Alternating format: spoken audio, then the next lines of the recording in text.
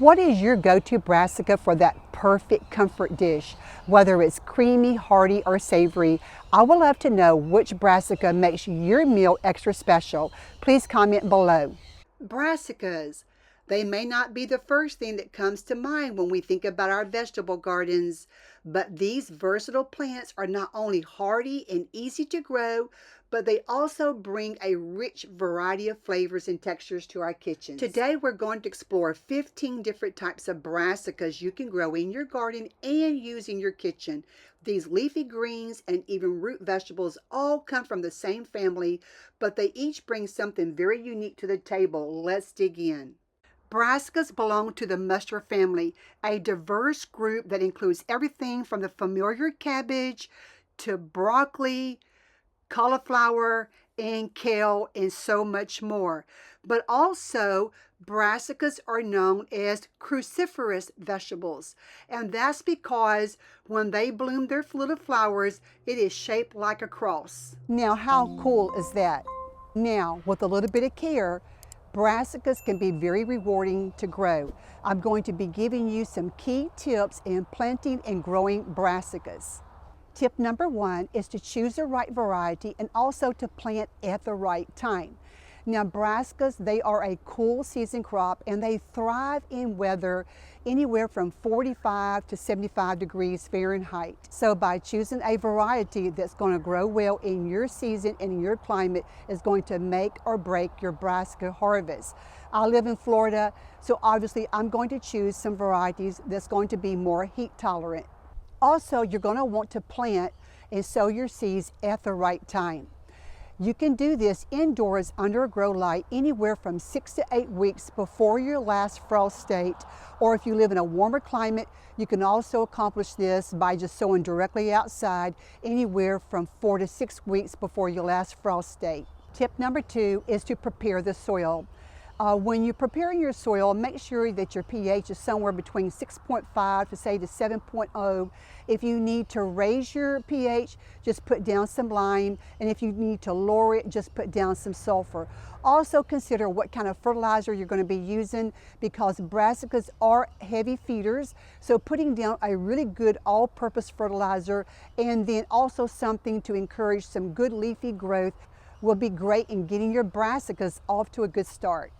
Tip number 3 is watering. If you do not have a drip system down, make sure that your soil does not dry out. Brassicas like their soil to be well moist but not waterlogged. Tip number 4 is to mulch or to intercrop. Mulching with leaves or with straw are good options. However, if you want to cover that area to suppress the weeds and help keep the moisture retained and also to keep the roots cooled off, you can intercrop with other small vegetables around the base of all your brassicas. Tip number 5 is to thin and to prune. Now, if you direct sow and you've got a lot of little baby seedlings growing up, just cut off the ones that are weaker and leave one plant per hole. Also, another thing that you can do is when your cabbage and your cauliflower and your other larger brassicas get growing, the very lower bottom leaves that become brown or yellow, just prune those off to help with good air circulation. Tip number 6 is to support your larger brassicas with some kind of staking or something to support them if they begin to be top heavy. Tip number 7 is disease and pest management. Brassicas, they are susceptible to flea beetles, cabbage worms, and also aphids.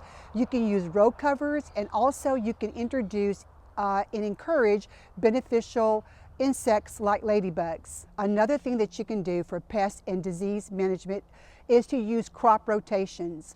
Do not plant brassicas in the same spot every year, and this will reduce the risk of soil-borne diseases. Also, if pests become a problem, try to consider some organic insecticides to help keep things under control. Tip number 8 is to make sure that you harvest your brassicas at the right time. On your broccoli, you can harvest them when the head is firm and tight, your cabbage when it's firm and solid, and your leafy ones like kale and the other ones, if you just pick the outer ones off, this would encourage the new leaves to grow in the center. Tip number 9 is to manage heat extremes.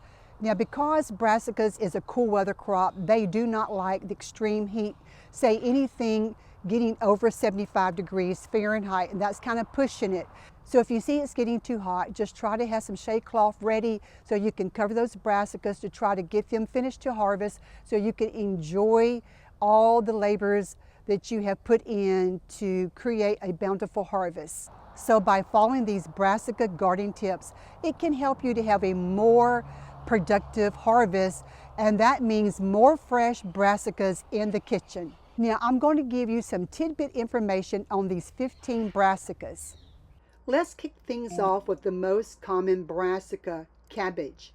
Whether you like green, red, or Savoy cabbage, they all come with the same family but offer different textures and flavors. Green cabbage is perfect for coleslaws, while red cabbage adds color and crunch to salads, and Savoy cabbage has curly leaves and is great for stews and soups. Next up, we have kale. Known for its incredible health benefits, kale comes in several varieties, including curly kale, lacinato, which is your Tuscan or your dinosaur kale, and Russian kale. They're all perfect for smoothies, salads, sauteing, and even kale chips. How about broccoli? A staple in many kitchens, and as you know, this vegetable is a nutrition powerhouse. You can enjoy it steamed, roasted, or even raw in salads and dips. And don't forget the leaves. They're also edible and packed with nutrition. Now let's talk about cauliflower. You might know it as a great low-carb substitute for rice or mashed potatoes, but cauliflower also shines when roasted in curries or even in casseroles. If you're looking for something colorful, try purple sprouting broccoli. This variety of broccoli has a vibrant purple hue and a sweeter flavor, making it perfect for stir fries or just a quick saute. Let's talk about Brussels sprouts. Though they often get a bad rap, when prepared properly, they are delicious. Roasted Brussels sprouts with a little olive oil and balsamic vinegar are hard to beat. Plus, they're full of fiber and vitamin C. Next on our list is collard greens. This southern staple has a hearty, slightly bitter flavor, but it's fantastic for braising, adding to soups, boiling, or just sauteing with a little bit of garlic and olive oil. Here's a fun one, radishes, because it doesn't take long for these to mature. These root vegetables come in various colors, be it red, white, purple, and they add a crunchy, peppery kick to salads, salsas, or even roasted. Don't forget about turnips. The roots are delicious roasted, smashed, or even in stews. And did you know the leaves are also edible?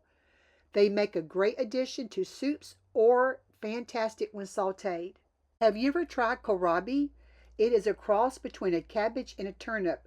It has a little bit of a crunchy texture, a mild sweet flavor, and it's delicious raw in salads or even roasted with your favorite spices. If you want a little bit of spice, look no further than horseradish or wasabi.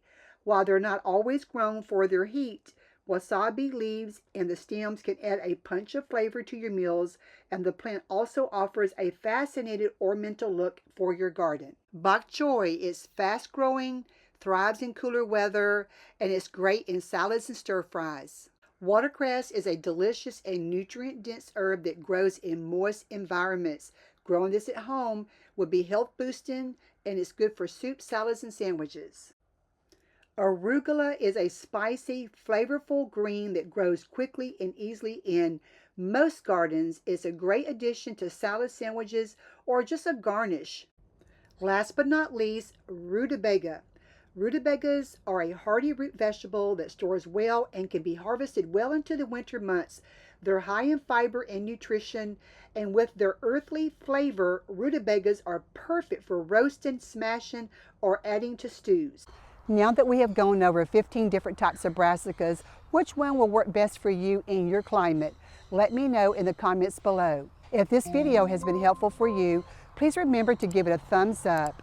Subscribe if you have not done so already. Happy gardening. May your harvests be very bountiful, and I will see you in the next video.